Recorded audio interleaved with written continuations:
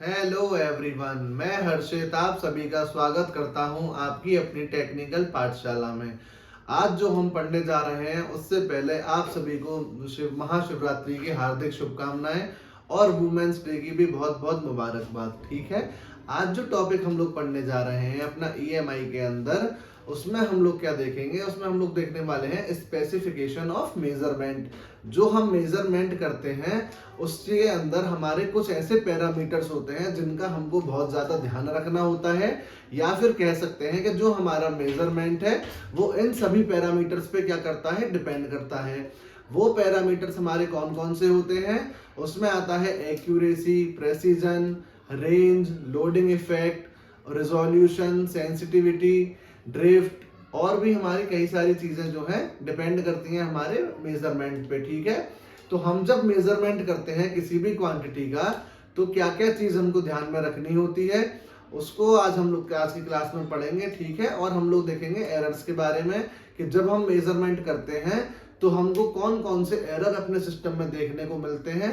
चलिए आज की क्लास हम लोग शुरू करते हैं। इसमें हमारा जो पहला टॉपिक है वो कौन सा है, एक्यूरेसी। एक्यूरेसी हमारा क्या होता है, अगर हमको कोई क्वांटिटी मेजर करनी है, मान के चलिए हमको अपना करंट मेजर करना है, ठीक है, और उसमें जो हमारी ट्रू वैल्यू है करंट की वो कितनी है, 10 एम्पियर है। हम ऐसा मान के चलते हैं एग्जांपल के तौर पे 10 एम्पियर करंट जो है उसको हमको मेजर करना है। हम क्या करेंगे, हम उसको एमीटर से मेजर करने की कोशिश करेंगे। अब वो हमारा 10 एम्पियर ना आके अगर 9.9 एम्पियर आता है, या फिर 9.89 या फिर 9.99 ऐसे वो आता है, तो इस चीज को हम लोग क्या बोलते हैं, इसी को हम लोग बोलते हैं एक्यूरेसी, यानी कि very near to true value. जो हमारी रियल वैल्यू है या ट्रू वैल्यू है उसके बहुत ज्यादा क्लोज या फिर बहुत ज्यादा नियर अगर जो वैल्यू हमारी आएगी, उसी वैल्यू को हम लोग क्या बोलेंगे, उसको हम लोग बोलेंगे एक्यूरेसी। क्या हमारा जो सिस्टम है उसकी एक्यूरेसी हाई है या लो है, ये हम किस बेसिस पर डिफाइन करते हैं कि उसकी जो ट्रू वैल्यू है उसके पास हमारी जो वैल्यू आ रही है वो कितने पास आ रही है, कितना डिफरेंस ट्रू वैल्यू में और नियर वाली वैल्यू में है, उसके अकॉर्डिंग हम लोग डिसाइड करते हैं क्या, एक्यूरेसी। तो इसकी एक डिफाइन ये भी हो सकती है, अगर आपसे कोई पूछता है एक्यूरेसी क्या होती है, तो आप सिंपली उसको बता सकते हैं कि very near to true value is called accuracy. True value के सबसे नजदीक वाली जो हमारी वैल्यू है उसी को हम लोग क्या बोलेंगे, उसी को हम लोग बोलेंगे एक्यूरेसी। एक्यूरेसी का जो हमारा फॉर्मूला होता है वो क्या होता है, am minus 80 divided by 80 into 100। am जो हमारा होता है वो क्या होता है, मेजर्ड वैल्यू, और 80 हमारा क्या होता है, ट्रू वैल्यू। तो जो वैल्यू हम मेजर कर रहे हैं उसमें से हम ट्रू वैल्यू को माइनस करके उसी पूरी वैल्यू को हम ट्रू वैल्यू से अगर डिवाइड करके मल्टीप्लाई बाई 100 कर देते हैं तो हमारे को क्या देखने को मिलता है, हमको देखने को मिलती है एक्यूरेसी। एक्यूरेसी की जो मैंने यहाँ पे एक और डिफाइन लिखी है वो भी आप लोग देख लीजिए। तो मैंने यहाँ पे लिखा है the accuracy is the closeness with which an instrument reading approaches the true value. जो हमारे इंस्ट्रूमेंट की रीडिंग है, ट्रू वैल्यू के पास जो हमारी क्वांटिटी आएगी, जो वैल्यू हमारी ट्रू वैल्यू के पास होगी, उसी वैल्यू को हम लोग क्या कहेंगे, उसी वैल्यू को हम लोग कहेंगे एक्यूरेसी। एक्यूरेसी का जो फॉर्मूला मैंने यहाँ पे लिखा हुआ है, एक्यूरेसी का फॉर्मूला है am माइनस 80 डिवाइडेड बाई 80। तो ये जो am है ये क्या है, ये है हमारा मेजर्ड वैल्यू, और 80 जो होगा हमारा, 80 क्या हो जाएगा यहाँ से, 80 हो गया हमारा ट्रू वैल्यू। जो हमारी रियल वैल्यू है उसको हम लोग बोलते हैं ट्रू वैल्यू, और जो क्वांटिटी हमने मेजर करी उसका जो आउटपुट हमारे पास आया उसको हम लोग क्या बोलेंगे, उसको हम लोग बोलते हैं मेजर्ड वैल्यू। अब इसके बाद हम लोग आते हैं किस पे, प्रेसीजन पे। प्रेसीजन क्या होता है, प्रेसीजन को हम लोग क्या करते हैं, मेजरमेंट हम अपना कर रहे हैं, तो जैसे हमारी ट्रू वैल्यू है 10, तो वो 10 के आसपास ना होकर, मान के चलिए हमारा आंसर आ रहा है 7, तो अगर हमने मेजर किया तो वो आया 7.1, फिर दूसरी बार हमने मेजर किया तो वो आया 7.2, फिर हमने मेजर किया तो वो आया 7.3, फिर हमने मेजर किया तो वो आया 7.2, फिर मेजर किया तो वो आया 7.1।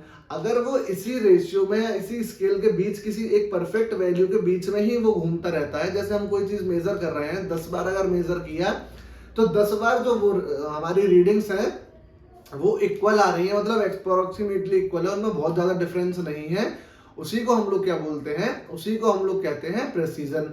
तो प्रेसीजन की डिफाइन हम लोग यहां से क्या देखेंगे, if A quantity is measured number of times, अगर हम किसी क्वांटिटी को नंबर ऑफ टाइम्स मेजर कर रहे हैं बाय एन इंस्ट्रूमेंट, इंस्ट्रूमेंट की हेल्प से, it always gives the same reading. ठीक है, तो होगा क्या, अगर हम कोई मेजरमेंट कर रहे हैं किसी क्वांटिटी का इंस्ट्रूमेंट की हेल्प से, तो वो हमेशा हमको क्या देगा, सेम रीडिंग देगा, लेकिन वो ट्रू वैल्यू नहीं होगी, उसके पास हो भी सकती है नहीं भी हो सकती है। जैसे हमने 10 एम्पियर अपना करंट मेजर किया, तो हो सकता है हमारी वैल्यू 5 आ रही हो, 5.1 आ रही हो, 5.2 आ रही हो, और बार बार रीडिंग लेने पे यही 3 रीडिंग हमको मिल रही है। ठीक है, इसको हम लोग बोलते हैं प्रेसीजन।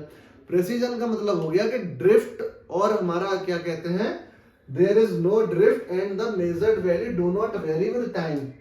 वही मैंने आप लोगों को बताया कि जैसे मैंने अभी मेजर किया 10 एम्पियर करंट, तो मेरे पास देखने को मिला मीटर में 5 एम्पियर, फिर मैंने मेजर किया, फिर वहां आया 5 एम्पियर, फिर थोड़ी देर बाद मैंने मेजर किया, वो आया 5.1, फिर थोड़ी देर बाद मैंने मेजर किया, वो फिर से 5 आ गया, फिर मेजर किया, वो 5.1 आ गया।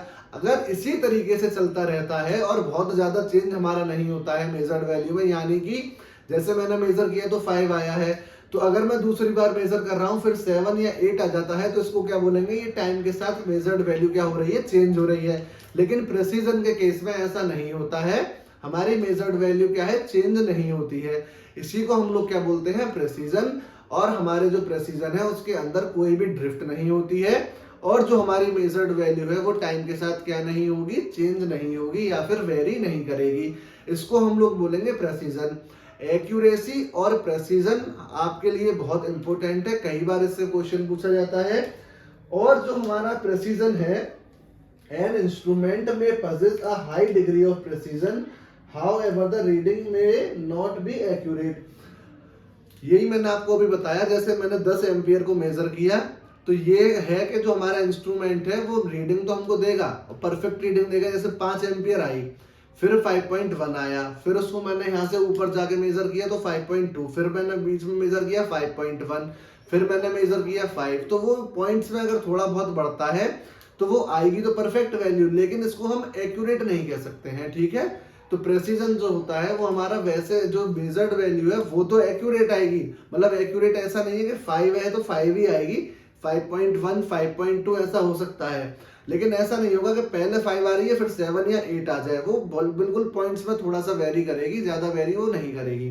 ठीक है, तो ये हमारा होता है प्रेसीजन। प्रेसीजन के बाद जो हमारा कॉन्सेप्ट आता है वो क्या होता है, सेंसिटिविटी।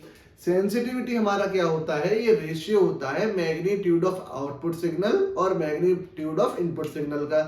जो हमारे मेजरमेंट हम कर रहे हैं, जो हमको आउटपुट सिग्नल मिल रहा है उसके और जो हमने इनपुट दिया है उसके बीच का जो रेशियो होगा उसी को हम लोग क्या बोलेंगे, उसको हम लोग बोलेंगे sensitivity. The ratio of magnitude of output signal to the magnitude of input signal, और इसी को हम लोग क्या बोलते हैं, इसी को हम लोग बोलते हैं सेंसिटिविटी। अब सेंसिटिविटी के बाद हम किस पे आएंगे, वो होता है हमारा रिजोल्यूशन। रिजोल्यूशन क्या होता है, जैसे आप लोगों ने स्केल देखा होगा, जो 15 सेंटीमीटर वाला स्केल आता है उसके बीच में 1 2 3 4 ऐसे 15 तक दिया होता है, और अंदर बीच में बहुत छोटी छोटी भी लाइन होती है, 1 2 3 4 5 ऐसे करते हैं, हम उनको काउंट करते हैं।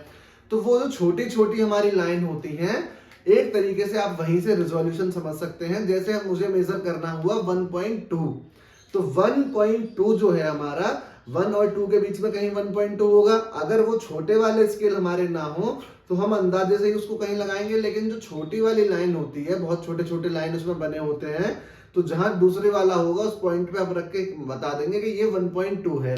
होता क्या है, किसी भी इंस्ट्रूमेंट के अंदर अगर कोई नेग्लिजिबल चेंज भी होता है रीडिंग में और वो उसको शो करता है, जैसे मुझे 5 एम्पियर करंट मेजर करना है, अब अगर वो 5 ना करके 5.1 या फिर 4.9 मेजर करता है, तो इसी को हम लोग क्या बोलेंगे, रेजोल्यूशन बोलेंगे। या फिर जैसे मैंने 5 एम्पियर मेजर किया, वो 5 एम्पियर ही आया, लेकिन फिर मैंने दोबारा मेजर किया तो वो हो गया 5.1। तो ये जो 0.1 है, मतलब कि हमने जो इनपुट सिस्टम को दिया है और उसके अंदर वो बहुत छोटी से छोटी चीज को भी क्या कर पा रहा है, डिटेक्ट कर पाता है, उसी को हम लोग बोलते हैं रिजोल्यूशन।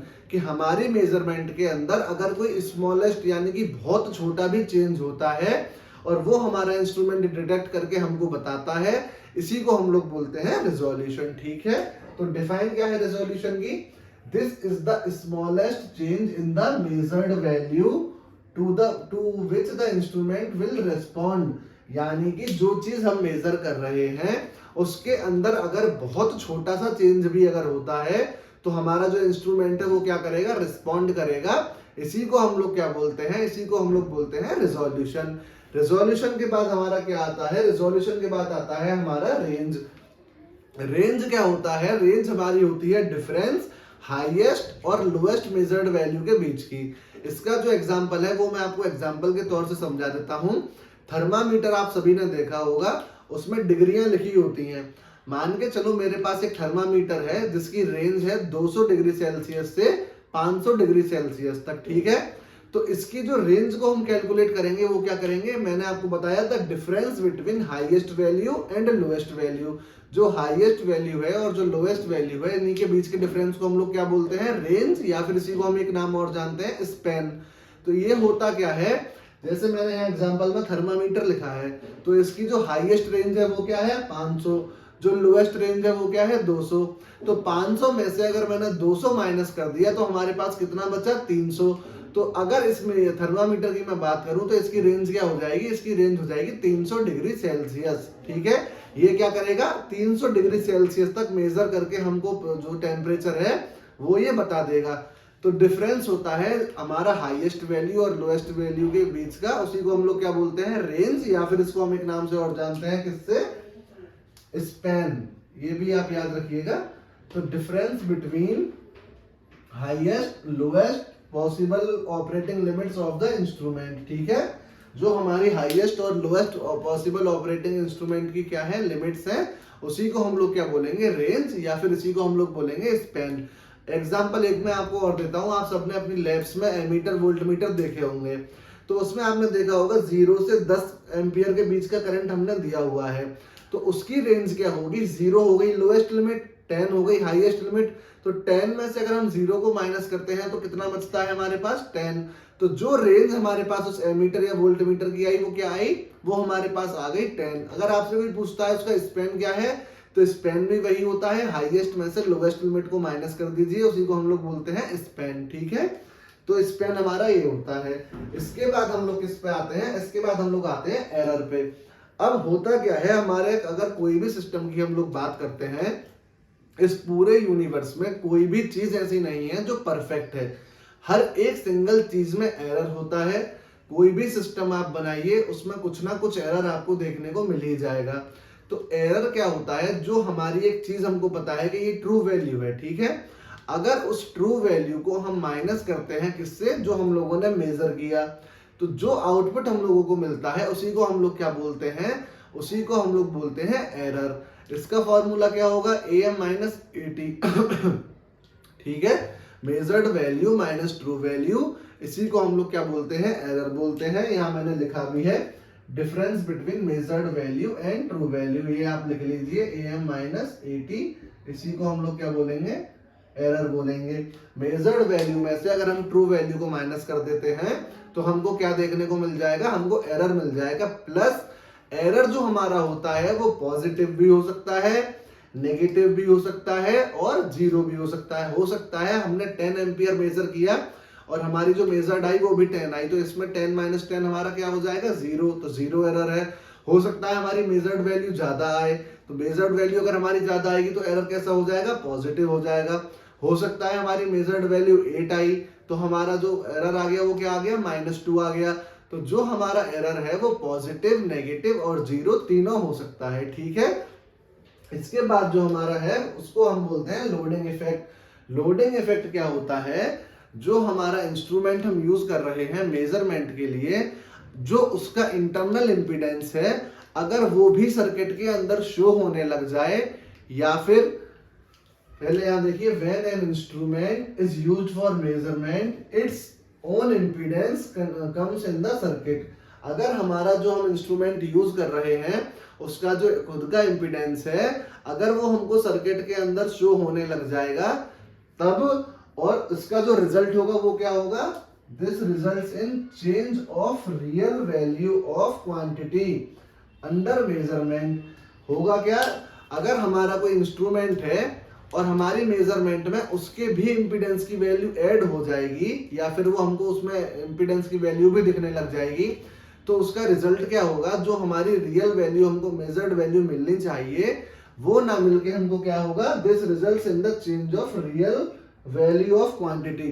मान के चलो हमको 10 एम्पियर मिलना चाहिए, लेकिन हमको 8 एम्पियर मिलेगा, किस वजह से, इंपीडेंस जो है इंस्ट्रूमेंट का उसकी वजह से। और इसी इफेक्ट को हम लोग क्या बोलते हैं, लोडिंग इफेक्ट हम लोग इसको बोलते हैं, ठीक है।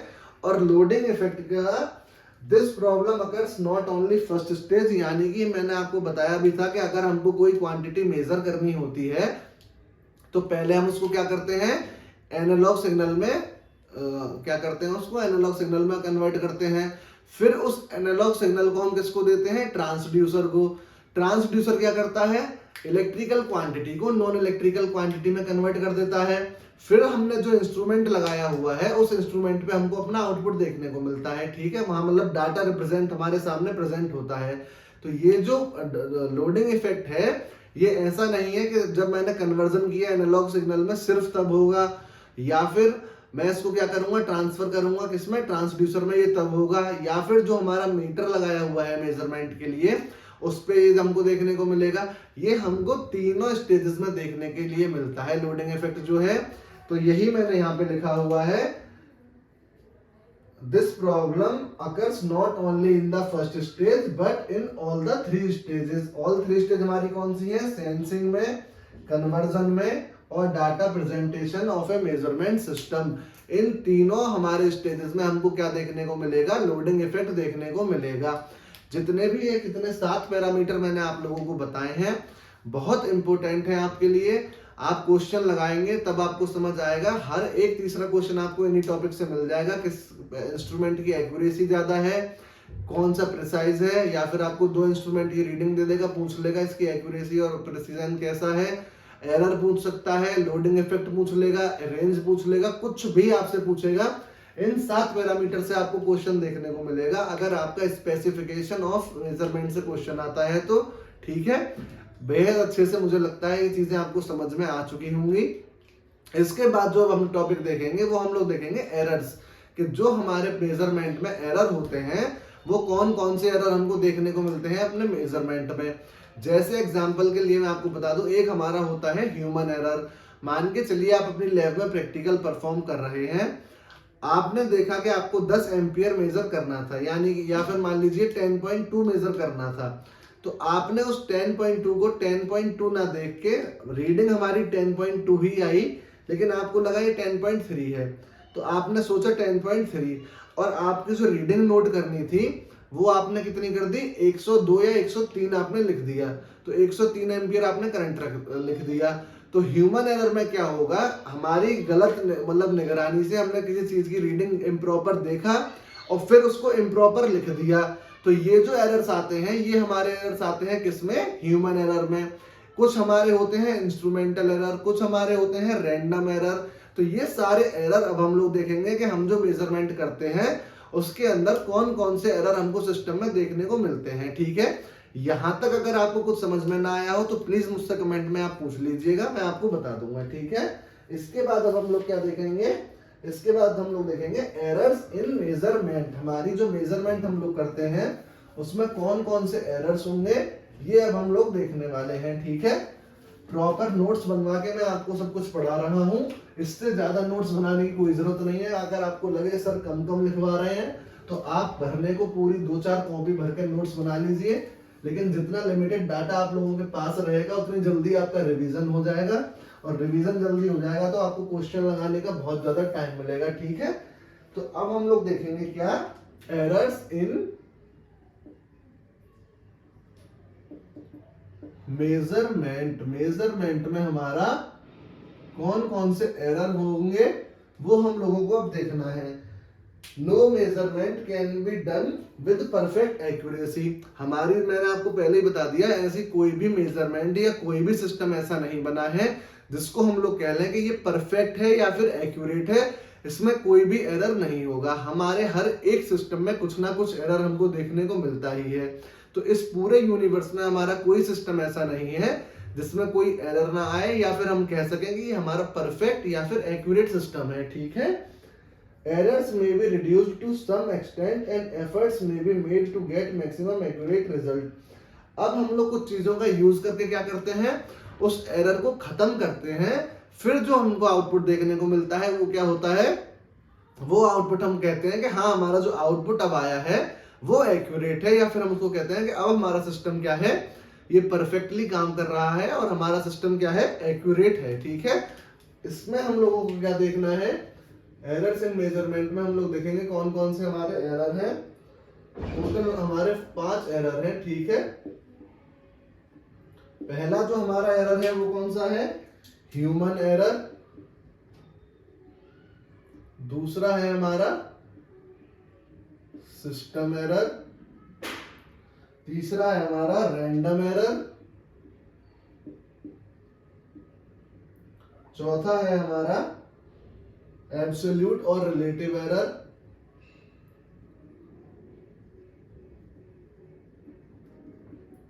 और जो 5th है हमारा वो कौन सा है, ये है हमारा लिमिटिंग एरर। ये 5 तरह के एरर हम लोग देखते हैं किसमें, अपने मेजरमेंट में। तो इसमें से मैंने आपको ह्यूमन का एग्जांपल बता दिया है कि जो हमारी मतलब ह्यूमंस की गलती की वजह से होता है उसी को हम लोग क्या बोलते हैं, ह्यूमन एरर हम उसको कहते हैं। एन ऑब्जर्वर, मैं थोड़ा थोड़ा इसके बारे में कुछ आपको दिखा भी देता हूं। ह्यूमन एरर में आप लिखेंगे, ह्यूमन एरर के कॉजेस हमारे क्या क्या हैं। These errors mainly include error occurring in reading, recording और in the calculation of measurement।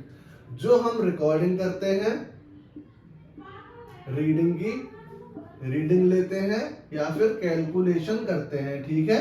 यानी कि पहले क्या किया हमने, रीडिंग ली, यानी हम लोग क्या कर रहे हैं, जैसे मैंने एमीटर को देखा और उसमें रीडिंग आ रही थी 9.2, मैंने क्या देखा 9.2 वहां आ रही है, रीडिंग है, लेकिन मैंने उसको क्या देखा कि इसमें 9.3 है, तो मेरी रीडिंग लेने में गड़बड़ हो गया, ओवरसाइट या किसी भी वजह से।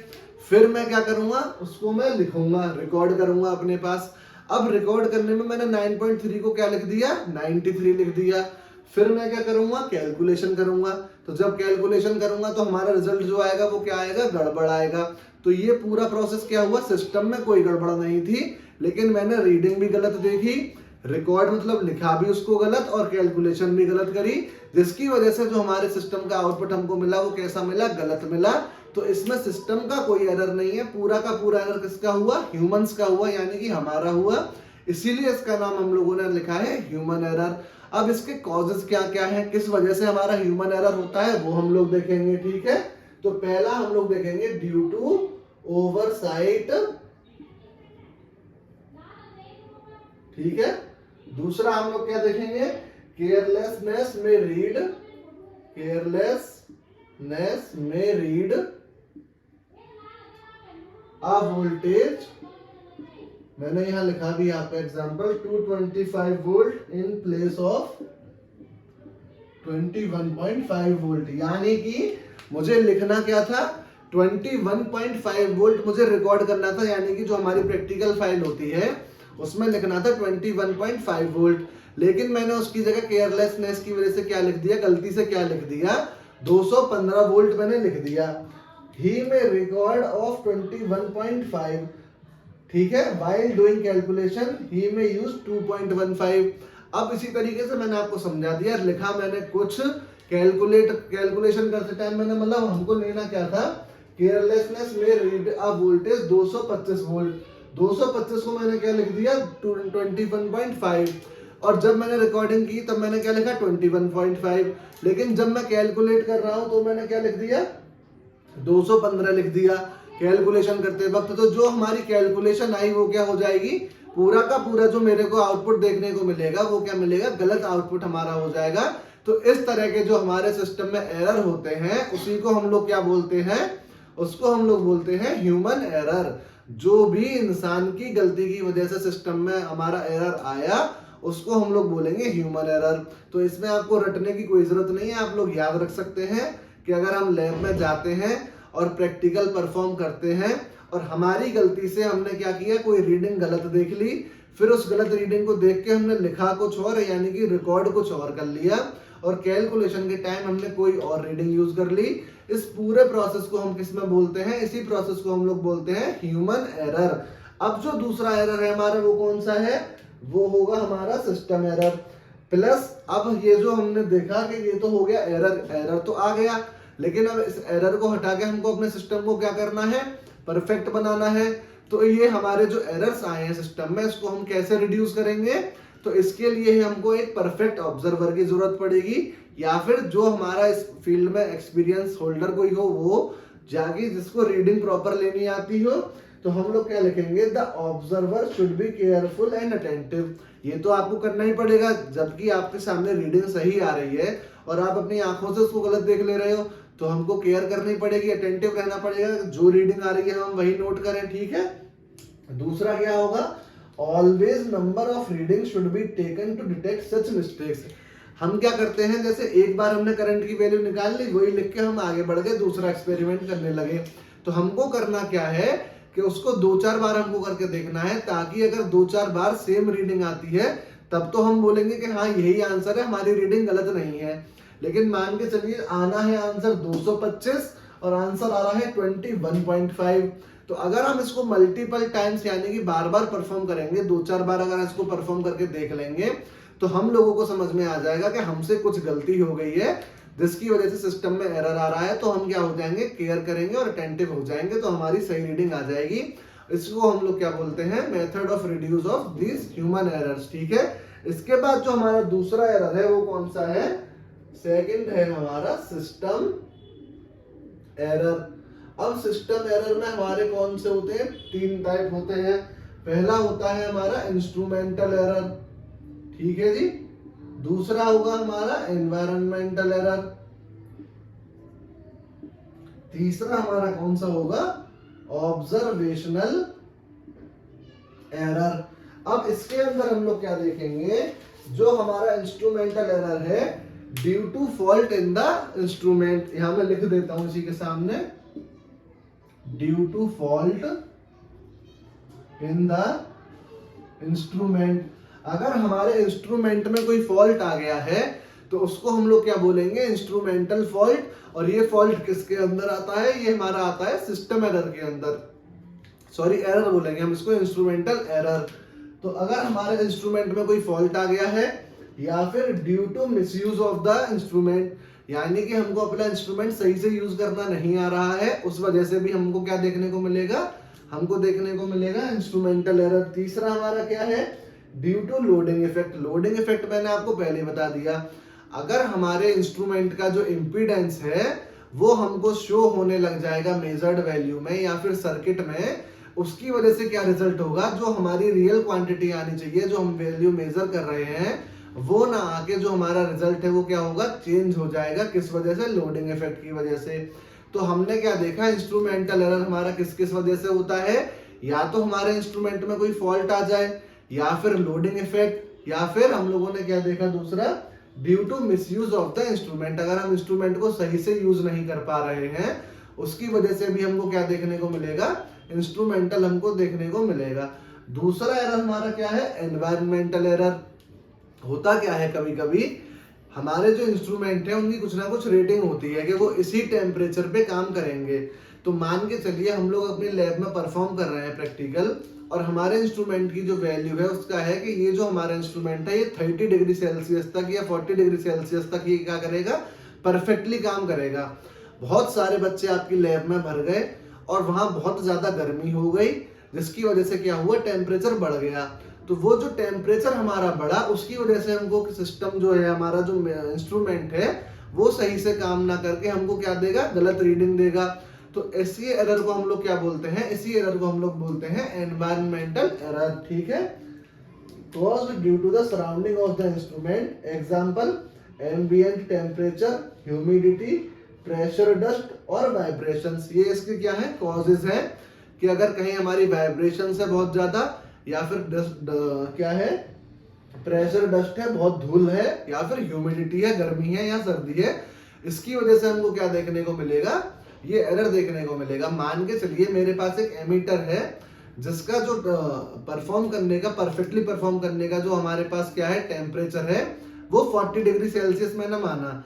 अब अगर यहाँ टेम्परेचर 37 डिग्री है तो वो परफेक्टली काम करेगा अगर मैं यहाँ रीडिंग लेता हूँ तो। अगर कहीं बहुत ज्यादा गर्मी है, मैं उस इंस्ट्रूमेंट को वहीं लेके चला गया और वहां मैंने चीजें मेजर करी, तो वहां क्या करेगा, वो गलत रीडिंग लेगा। लेकिन हमारा इंस्ट्रूमेंट क्या है, इंस्ट्रूमेंट तो हमारा सही है, लेकिन गड़बड़ क्या हो रही है, जो हमारी टेम्परेचर वेरिएशन है उसको वो हैंडल नहीं कर पा रहा, जिसकी वजह से जो एरर हमारा होगा, उसी एरर को हम लोग क्या बोलेंगे, एनवायरमेंटल एरर बोलेंगे।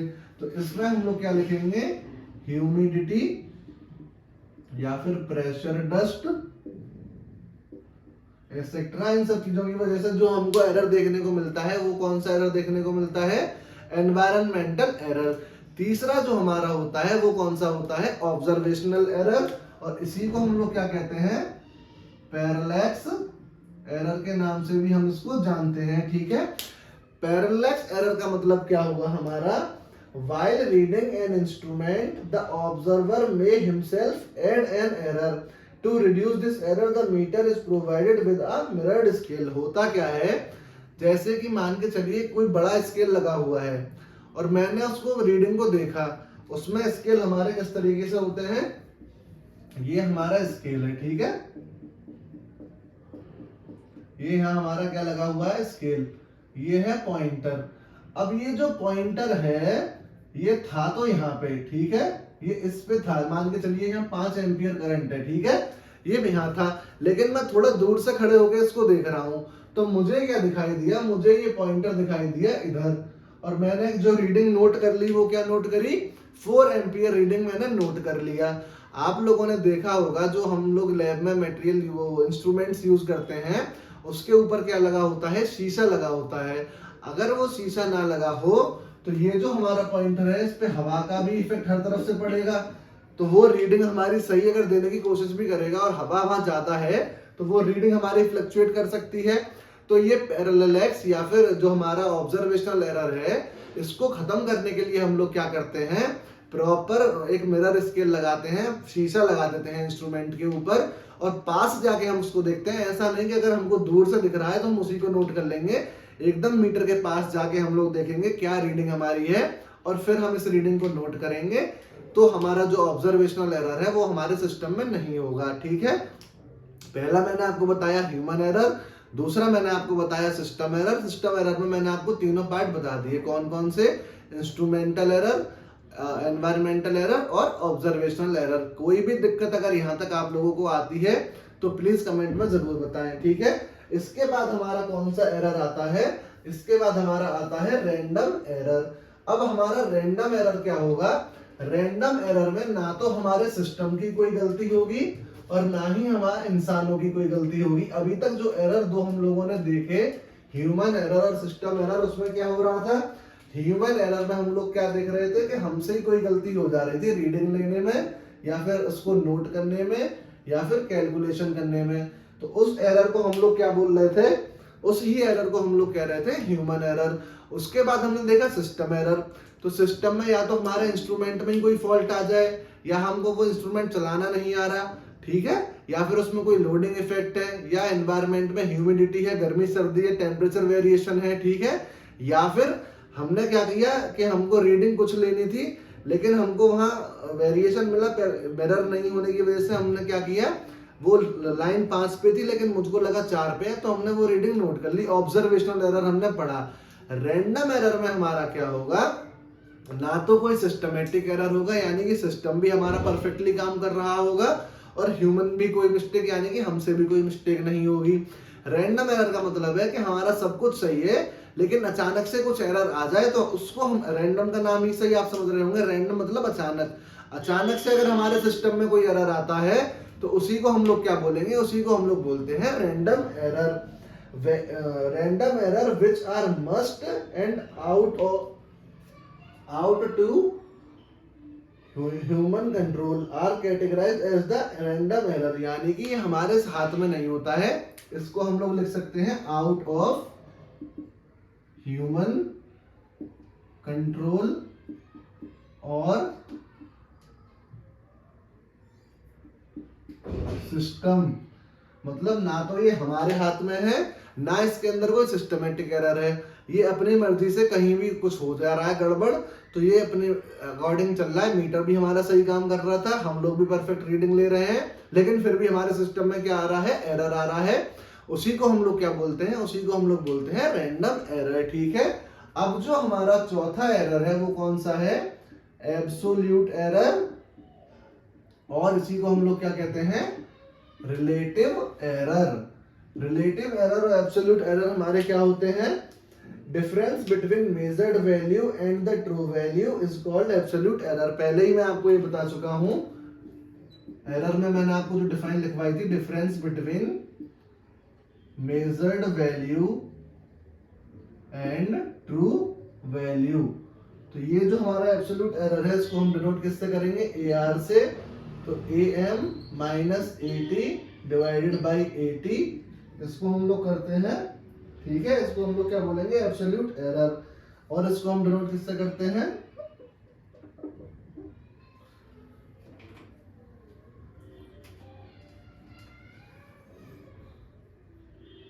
Absolute error by true value. इसको जो हम डिनोट करेंगे वो हम करेंगे delta A by delta A T. ठीक है, ये हमारा क्या हो गया, ये हमारा हो गया एब्सोल्यूट एरर और रिलेटिव एरर। जो एरर यानी मेजर्ड वैल्यू और ट्रू वैल्यू का डिफरेंस करके हम जो एरर निकालेंगे, उसी को हम लोग क्या बोलेंगे, उसी को हम लोग बोलते हैं एब्सोल्यूट एरर या रिलेटिव एरर। अब जो हमारा पांचवा है और आखिरी है वो कौन सा है, वो है हमारा लिमिटिंग एरर। लिमिटिंग एरर के अंदर हम लोग क्या देखेंगे, the manufacturer have to specify deviation, यानी कि जैसे मान के चलिए आप कोई इंस्ट्रूमेंट खरीद के लाते हैं बाजार से, आप एमीटर लेके आए, वोल्ट मीटर लेके आए या वॉट मीटर लेके आए, तो जब वो इंस्ट्रूमेंट हमारा बनाया गया, उसी टाइम पे उसके पास जिस मैन्युफैक्चरर ने, मतलब जिस इंसान ने उसको बनाया, तो उसमें जो भी मिनिमम एरर होगा, प्लस माइनस कुछ परसेंटेज का एरर हम लोग लेके चलते हैं, तो वो एरर क्या होगा, उस पे वो मेंशन करेगा उस एरर को कि इस इंस्ट्रूमेंट में, जैसे कि मान के चलिए 5 एम्पियर हमको करंट नापना है, लेकिन हमारा जो करंट आ रहा है वो आ रहा है 4.9 से लेके 5.1, तो वो वहां क्या लिखेगा, प्लस माइनस 0.1 का इसमें क्या है, लिमिटिंग एरर है। तो ये जो लिमिटिंग एरर है वो क्या होगा, इंस्ट्रूमेंट के ऊपर ही वो लिखा हुआ हमको मिलेगा कि इस इंस्ट्रूमेंट को अगर आप यूज करते हैं तो 0.1% का एरर आपको लेके चलना पड़ेगा। ठीक है, इसी एरर को हम लोग क्या बोलेंगे, इसी एरर को हम लोग बोलेंगे लिमिटिंग एरर। ठीक है, the manufacturer have to specify the deviation from the specified value in order that the user may select the components according to the requirement। Example के अकॉर्डिंग मैं आपको समझाने की कोशिश ये बात करता हूं। मान के चलिए मेरी मेजर्ड वैल्यू क्या है, मेजर्ड वैल्यू है मेरी 100 ओम, और जो मेरे पास लिमिटिंग एरर की वैल्यू मुझे जिस मैन्युफैक्चरर ने बना के दिया है, उसने मुझे लिख के दिया है प्लस माइनस 5 ओम। तो मेरे पास जो वैल्यू आई वो क्या आई, 100 प्लस माइनस 5, तो यानी कि 95 से लेके 105 ओम तक की वैल्यू क्या मुझे करनी पड़ेगी, कंसीडर करनी पड़ेगी, किसमें, लिमिटिंग एरर में। तो लिमिटिंग एरर से आपको समझ में आना चाहिए कि जो हमने इंस्ट्रूमेंट बनाया है, तो जिस इंसान ने वो इंस्ट्रूमेंट बनाया है वो उस पर हमको लिख कर देगा कि सर आपके इंस्ट्रूमेंट में जो लिमिटिंग एरर है वो इतना है, जैसे इस इंस्ट्रूमेंट में प्लस माइनस लिमिटिंग एरर है। तो अगर मुझे मेजर करना है 100 और मेरे पास 95 से लेके 105 तक वैल्यू आ रही है, तो मैं उसको मानूंगा कि हमारा जो इंस्ट्रूमेंट है वो परफेक्टली काम कर रहा है, क्योंकि हमारा जो सिस्टम है उसमें प्लस माइनस 5% का क्या है, लिमिटिंग एरर है। ठीक है, आज की क्लास में हम लोग इतना ही देखेंगे। आज हम लोगों ने क्या क्या देखा, स्पेसिफिकेशंस देखे हमने मेजरमेंट के, दूसरा हमने टाइप्स ऑफ एरर्स देखे हैं। इसके बाद मैं देखता हूं आपको क्या पढ़ाना है। अब जो आपकी क्लास होगी वो पावर सिस्टम की क्लास आप लोगों की चलेगी। उसमें आज मैं देखता हूँ आप लोगों को क्या पढ़ाना है। तो जितना मैं इसमें मेजरमेंट में पढ़ाता जाऊं, ये सब्जेक्ट बहुत इंटरेस्टिंग सब्जेक्ट है। ऐसे ही डेफिनेशंस है, इन्हीं को घुमा फिरा के आपको क्वेश्चंस देखने को मिल जाएंगे, ठीक है। तो साथ साथ जो टॉपिक मैं आपको पढ़ाते रहूं उससे क्वेश्चंस आप लोग लगाते रहिएगा। चलिए, खुश रहिए, स्वस्थ रहिए। आज सब लोग व्रत में होंगे। सभी को एक बार फिर से महाशिवरात्रि की बहुत बहुत शुभकामनाएं। भोले बाबा की कृपा आप लोगों पे हमेशा बनी रहे और सभी को हैप्पी वुमेन्स डे। चलिए, हम लोग दूसरी क्लास में मिलते हैं। हर हर महादेव।